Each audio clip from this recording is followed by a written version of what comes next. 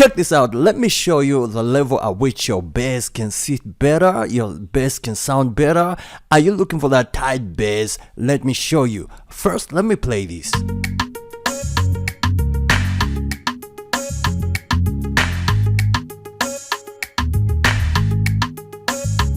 Yeah, there is that tightness to the bass, and I know you're looking for that. And plus, I'm gonna show you, stay with me, I'm gonna show you how your bass, at the level at which your bass can always sit without sounding bad. I'm gonna show you that. And finally, I'm also gonna show you the type of bass that I am using. So let me take you to the mixer and come to the bass area. Now, the first thing that you do is this. If you want this type of tight sounding bass like this, put up an EQ. An EQ does a lot of jobs. You can use an EQ to shape your vocals, your bass, your instrument, basically everything. So I am using this EQ, or parametric EQ. Use a parametric EQ to shape up your bass. And the first thing that you do is roll off all the unnecessary high frequencies, the highs and all that. Remember, the bass, this is why it's a bass. It has to have that bass, that low end only. All right, so I did roll off all the highs, starting from 1000 to all the way to 10 to 16k, somewhere there. So all the treble, this is treble area, all the treble area rolled off. This is why you can see all this is out. All right, why? Because I want my bass to be tighter. Then around 25 hertz, somewhere there, just cut a little bit of that low rumble, that frequency that makes the bass to sound muddy or to sound everywhere. You know, cut this area just a little bit. Do a cut around 25 hertz, somewhere there, and maybe 81% somewhere there. It will help your bass to sit well. Apart from that, it will help your bass to be cleaned up. Your bass will sound clean, just like this.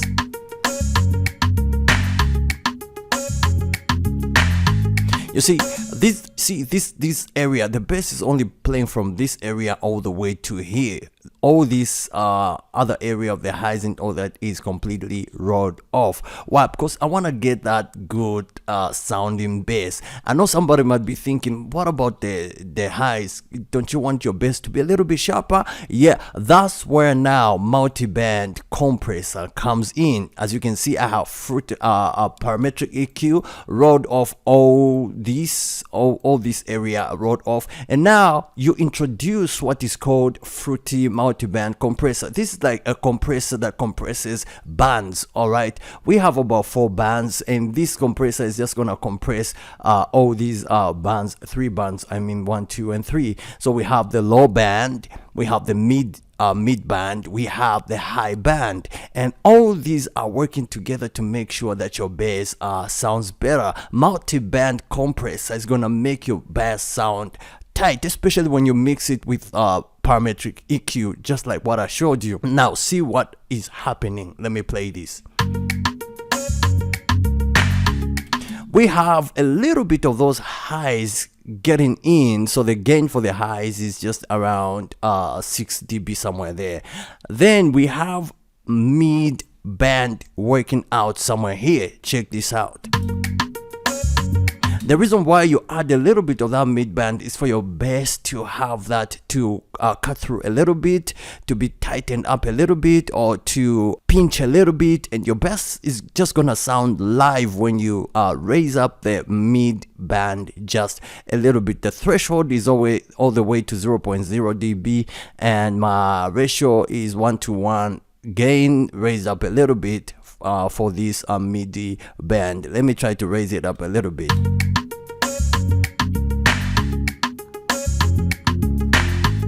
So when I increase the gain for the MIDI band, you can hear it becoming cutting through a little bit. So I put it around 1 point something, somewhere there, 1.1, or let's put it 1.1. Yeah. Then you have the low. The low is, you know, the bass is it's all about the low. So that low that we had cut a little bit, now with this one we are trying to shape it and make it pop out in a professional way. So the gain now is raised all the way to 12.0 dB,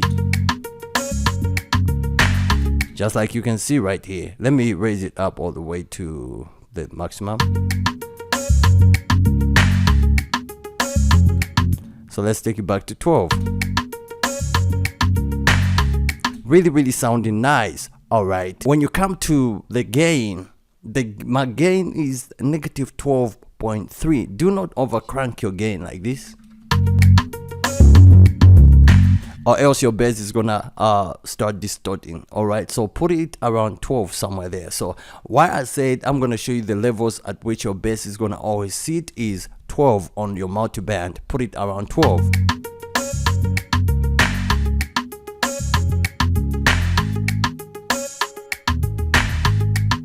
And now to the main mixer volume.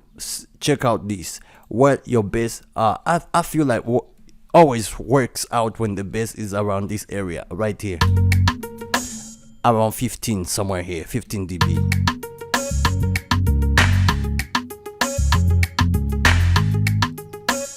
So whenever your bass is like playing around that area, it's heard, it's normal, it's not distorting, it's not too much, because you did what is right. Then I told you guys the plugin that I'm using for my bass. In case you're wondering what plugin I'm using for my bass, I am using this one right here.